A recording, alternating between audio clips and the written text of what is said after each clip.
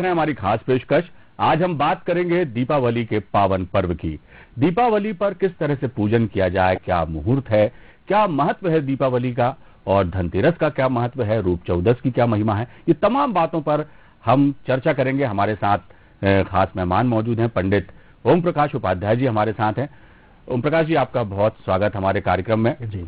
और सबसे पहले हम शुरुआत करते हैं, क्योंकि दीपावली पर्व की शुरुआत जो होती है वो कहा जाता है धनतेरस से शुरू होती है। जी। तो सबसे पहले हम तो धनतेरस के बारे में ही हम बात करेंगे। हाँ। धनतेरस का जो धार्मिक महत्व कैसा है, उस दिन लोग खरीदारी बहुत करते हैं, तो क्या खरीदें, कब खरीदें और कौन से मुहूर्त में खरीदें, ये हम आपसे जानना चाहेंगे। तो सबसे पहले तो हम ये आपसे जानना चाहेंगे कि धनतेरस का महत्व क्या है। साल भर हम निरोगी रहें, क्योंकि महर्षि धन्वंतरी जी की जयंती के दिन ये धनतेरस मनाई जाती है, ये भी एक इसके साथ जुड़ा हुआ प्रसंग है। तो किस तरह से लोग धनतेरस के दिन अपना आचार व्यवहार करें, किस तरह से उनको पूजन अर्चन करना चाहिए, क्या खरीदें, किस मुहूर्त में खरीदें, ताकि उन्हें वो तमाम चीजें जो हैं सुख समृद्धि जिस कामना से वो बाजार में जाते हैं या पूजन अर्चन करते हैं, तो वो फलीभूत हो सके उन्हें। जी जी जी। मैं पंडित ओम प्रकाश उपाध्याय वो बताना चाहता हूँ कि हमारा धनतेरस का जो त्योहार है, दिवाली का त्योहार है, नरक चौदस का जो त्योहार है, तीनों त्योहार ये तो बहुत महत्वपूर्ण का होता है। इसमें हम विशेष तौर पे जो लेना चाहते हैं वो धनतेरस के त्योहार पे हम बात करेंगे। तो धनतेरस के त्योहार क्यों मनाया जाता है? धनतेरस के दिन, आज के दिन धन्वंतरी जी का जन्म हुआ था। जब समुद्र मंथन हुआ था उस समय पे धन्वंतरी जी अमृत कलश लेके प्रकट हुए थे। उस समय की बात है, जब वो कलश प्रकट लेके हुए थे, उससे क्या अस्वस्थता की बहुत ज्यादा दिक्कत थी उस समय पे। तो इसलिए आज के समाज में भी हम जो देख रहे हैं कि अस्वस्थता बहुत ज्यादा हो रही है। तो धनतेरस के दिन यदि जो भी दर्शक जो देख रहे हैं, यदि वो धनतेरस के दिन यदि अपने धन्वंतरी जी की पूजा करते हैं, धन्वंतरी जी की पूजा करते हैं, तो उनका स्वास्थ्य ठीक होगा। धन्वंतरी जी अमृत कलश लेके आए थे, तो इस कारण से सभी व्यापारी बंधुओं को, जैसे जो जितने भी मेडिकल से जिनका काम है, मेडिकल वाले जितने भी व्यापारी बंधु हैं, वो धन्वंतरी जी की पूजा करेंगे तो उनका व्यापार बहुत अच्छा चलेगा। यदि इसी तरीके से यदि मान के चले कोई डॉक्टर भी है, उनकी क्लिनिक नहीं चल रही है, या कोई उनको थोड़ा सा व्यापार में दिक्कत आ रही है, तो वो भी धन्वंतरी जी की पूजा करेंगे तो बहुत अच्छा उससे फायदा होगा। इसके बाद में हम लेते हैं कि जिन लोगों को दवाइयां खाते हुए भी उनको आराम नहीं लग रहा, ऐसे कई हमारे कुंडली भी ऐसी आती है कई लोगों की कि वो दवाई खाते इसके बाद भी आराम नहीं लगता, तो वो लोग यदि धन्वंतरी जी की यदि धनतेरस के दिन यदि पूजा करेंगे और उस पूजा करने श्रद्धा भक्ति के साथ पूजा करेंगे, तो उनकी जो दवाइयां वो लगना चालू हो जाएंगी और उनको स्वस्थ से फायदा होगा। दूसरा हम लेते हैं इसका कुबेर भगवान की भी इस दिन पूजा की जाती है। कुबेर भगवान की पूजा की जाती है और विशेष तौर पर लक्ष्मी जी, गणेश जी की भी पूजा की जाती है। दोनों की पूजा जो हम लेते हैं ये भी एक बहुत महत्वपूर्ण होती है। वैसे बहुत हमारे पास फोन आ रहे हैं कि पंडित जी कल मंगलवार का दिन है, गाड़ी खरीदे नहीं खरीदा, क्योंकि मंगलवार के दिन लोहा वगैरह खरीदना वर्जित होता है। तो ऐसा कुछ नहीं है। कल 1 बजे के बाद से जो शुभ मुहूर्त है, क्योंकि आज बारिश जो है 1 बजे के बाद तेरस आएगी, तो कल 1 बजे के बाद से जो खरीदे आप करेंगे तो उसमें जो सामान खरीदेंगे वो महत्वपूर्ण होता है। महत्वपूर्ण 1 बजे के बाद जो खरीदेंगे वो शुभ मुहूर्त भी है, वो ठीक भी होगा। जैसे हम लेते हैं इस दिन क्या खरीदें क्या ना खरीदें, इसका एक बहुत बड़ा महत्व होता है। हमारे लिए जो चीज खरीदना चाहिए उसमें विशेष तौर पे है सर्वोत्तम तो सोना होता है, दूसरा चांदी आता है, और तीसरा जो हम बर्तन यूज करते हैं स्टील के बर्तन है, इस टाइप की चीजें हमको खरीदना चाहिए। इस दिन इस सब चीजों को खरीदने का एक 13 गुना महत्व होता है। धनतेरस का मतलब धन भी हमारा 13 गुना बढ़ता है। इसमें हमारी जो आवश्यकता की जो सामान है, जैसा किसी के रोजगार में कंप्यूटर है या और भी ऐसी चीजें हैं, वो भी इस दिन खरीदना चाहिए। धनतेरस के दिन हमें बही खाता भी खरीदना चाहिए। मानता तो ये भी है कि धनतेरस के दिन जो भी व्यापारी बंधु धनतेरस के दिन बही खाता खरीदते हैं और उसको मतलब जो माने कि अपन पूजा करके यदि उसका उपयोग में लेते हैं, तो कई लोगों के जो पैसे डूबते हैं तो वो पैसे भी नहीं डूबेंगे, कई का व्यापार में जो वाद विवाद होता है वो भी इस चीज में नहीं होगा। और बर्तन के तौर पे बर्तन, ऐसे बर्तन आप जरूर लें, हर व्यक्ति ले, बर्तन जरूर लेना चाहिए जिसको हम उपयोग करते हैं। जैसे स्टील के बर्तन हुए और भी इत्यादि चीज है, वो भी अपन लेने से उससे आदमी जो खाता पीता है उनसे, तो उससे वो निरोग रहता है। दूसरी चीज हम इसमें लेते हैं कि क्या क्या चीज इसमें नहीं खरीदना चाहिए। ये भी धनतेरस के दिन एक बहुत बड़ा महत्व, वो एक क्वेश्चन होता है, बहुत से ऐसे हमारे पास क्वेश्चन आते हैं कि धनतेरस के दिन कौन सी चीज हम ना खरीदें। इसके तौर पे मैं सभी दर्शकों को बताना चाहता हूं कि धनतेरस के दिन कभी भी हो, जैसे चाकू नहीं खरीदना चाहिए, या इस टाइप की साकल है विशेष तौर पे नहीं खरीदना चाहिए, या कांटे वाले जितने भी अस्त्र, चाकू, तलवार, कैंची, इस टाइप की चीजें नहीं खरीदना चाहिए। और भी जो मनी प्लांट, पौधे वगैरह, कांटे से संबंधित चीजें हैं, वो इस दिन अपने को नहीं खरीदना चाहिए। यानी कुल मिलाकर ये है कि धन्वंतरी जी का जन्मदिवस भी है, हाँ। और कुबेर की भी पूजा होती है। यदि हमें साल भर निरोगी रहना है और धन्य धान्य से परिपूर्ण होना है तो विधि विधान से इसकी पूजा करी जाए।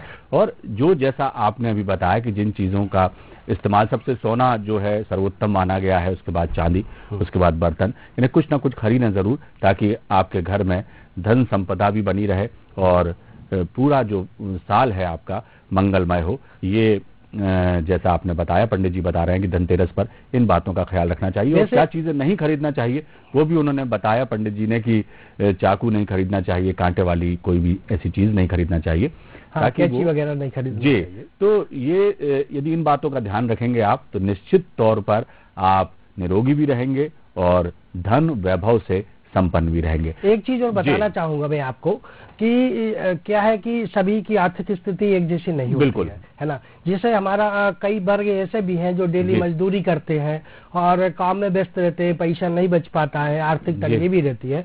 ऐसे सभी लोगों के लिए मिट्टी के दीपक आज के दिन खरीदना बहुत शुभ होता है। मिट्टी के दीपक, बड़ी अच्छी बात बताई आपने। मिट्टी के दीपक भी क्या है आज के दिन खरीदना बहुत शुभ होता है। और हम मिट्टी के दीपक कम से कम 21, 31, 41 जो जैसे जिसकी क्षमता हो, मतलब एक क्वांटिटी में खरीदें, कम से कम 11 खरीद लें, 5 खरीदें, जिसकी जैसी क्षमता हो। यानी ये भी कहना आपका कि जो दीपक दीपावली के लिए हम खरीदते हैं तो वो उस दिन ना खरीद के या और पहले ना खरीद करें, यदि हम धनतेरस के दिन खरीदें तो ज्यादा फलदायी हो सकते हैं। और वो जो तमाम चीजें जैसे आपने बताई कि धनतेरस का फल दीपक खरीदने से भी पूरा होता है। जैसे कई धर्म, जैसे जिसके पास पैसे ज्यादा है, आर्थिक पोजीशन अच्छी है, वो बड़ी बड़ी चीजें खरीद सकते हैं। लेकिन जो लोग गरीब वर्ग है या जिनका बजट नहीं है, तो वो धनतेरस के दिन दीपक भी जरूर खरीदे। और जो भी उसकी आवश्यकता की चीजें हैं, उसके काम की चीजें हैं, वो सब चीजें यदि खरीदते तो उनको इसमें शुभ फल मिलता है। पंडित जी, एक अब ये तो बात हो गई धनतेरस की, इसके बाद रूप चौदस आती है, नरक चौदस भी उसे कहते हैं, उसका क्या महत्व है और उस दिन क्या ख्याल रखना चाहिए लोगों को, किस तरह से जो है पूजा की विधान है इसमें, और क्या कहते हैं वेद पुराण इस मामले में? देखिए, इसमें धनतेरस, रूप चौदस और अमावस्या, ये तीनों का एक जुड़ा हुआ एक महत्व है जी। इसमें विशेष तौर पर जैसे रूप चौदस का है, रूप चौदस पे हम लेते हैं कि कई लोगों को मतलब जैसे बुध में राहु होगा, उसको स्किन प्रॉब्लम होगी ऐसी कई चीजें ऐसी होती हैं कि जिससे कि लोगों को इसमें दिक्कत होती है। तो रूप चौदस के दिन यदि श्रद्धा भक्ति के साथ यदि पूजा करके जो भी क्रीम या जो भी इस टाइप की चीजें लगाते हैं जिनको फायदा नहीं होता, तो उसको यदि श्रद्धा भक्ति से लगाएंगे तो उनके चेहरे की या रूप की बहुत सी चीजें जो है वो सब उनकी ठीक होगी। विशेष तौर पे धनतेरस, रूप चौदस और अमावस्या, ये मतलब राजा बलि ने एक वरदान लिया था लक्ष्मी जी से उस समय कि हमें तीनों दिन को एक बराबर तुलना में मनाएं। मतलब कम से कम यदि 11 दीपक यदि तीनों दिन लगाएं, तेरस के दिन तो वैसे 13 दीपक लगना चाहिए, पूजा के साथ में 13 दीपक जलाए, और 13 ही दीपक यदि नरक चौदस या रूप चौदस को जलाए, और दिवाली पर वो आपकी इच्छा जितने भी जलाए, तो तीनों चीज यदि करते हैं तो उस घर में धन संपत्ति और वैभव व्यवस्था जो पूरी साल भर बनी रहती है।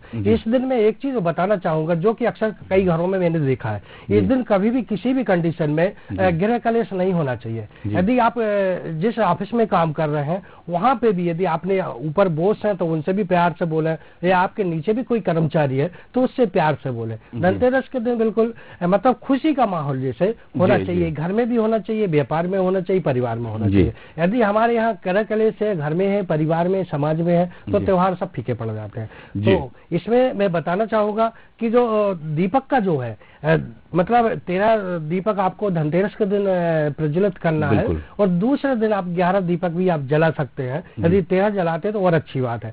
इस दिन पे ज्योतिष के हिसाब से भी एक बहुत बड़ा महत्व होता है। जिन लोगों को पितृदोष होता है, बड़ी बड़ी पूजा कराना पड़ती है, बहुत सी चीजें होती हैं उसमें, यदि वो बजट नहीं है, नहीं करा पाते, उसके दो कारण होते हैं। एक तो आर्थिक स्थिति होती है, दूसरा आदमी व्यस्तता भी बहुत है ना। दोनों चीजों को देखते हुए हम यदि इसमें लेते हैं तो नरक चौदस के दिन यदि पितरों के नाम पे यदि दीपक लगाते हैं, हम उनकी पूजा करते हैं, तो उससे पितृदोष भी शांत होता है। अच्छा।